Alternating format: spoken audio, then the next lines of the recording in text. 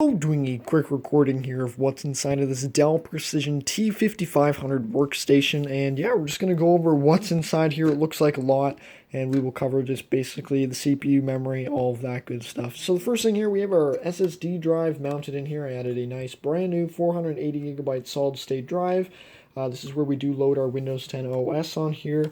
The next thing here, we're going to open up and I'm going to show you where the two processors are. The nice thing with the Dell T5500 workstation is it is a dual socket system, so you can put two Xeon processors in here, and that's exactly what we've done. So the first one here, you can see we are using the stock aluminum fin stack here, the nice heatsink. We have added a 80mm fan there to help keep the first processor cool. I find without it, the CPUs do get really toasty, so that's nice on there. Keeps the temperatures cool. On this PCIe added one, not the PCIe adding card, but just the CPU riser card here for the second processor, you can see that this is not the same as the stock heatsink, so I have replaced the heatsink with a much better, beefier heatsink. I have also changed the fan, properly connected the wires to the Dell PWM control, and of course for our memory here on the riser card, we have 12 gigabytes of DDR3 registered memory, so three 4 gigabyte modules there, and then as well under this memory shroud memory shroud, we've got three 4 gigabyte registered modules there as well.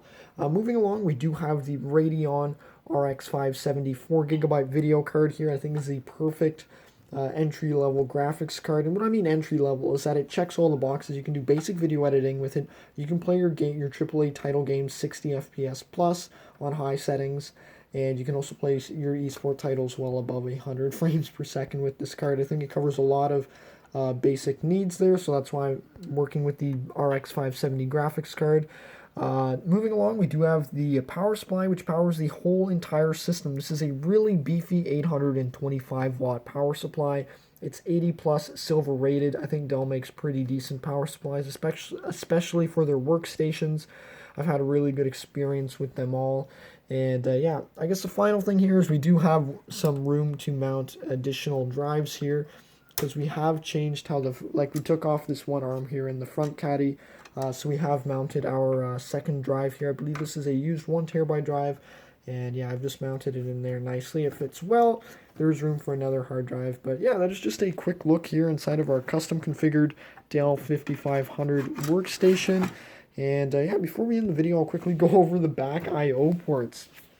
So you can see here we have added two additional 80mm fans, helps with all the airflow moving through the case. And yeah, for the I/O ports, we've got 6 USB 2.0s, 1 gigabit LAN, and then of course your 2 audio ports there.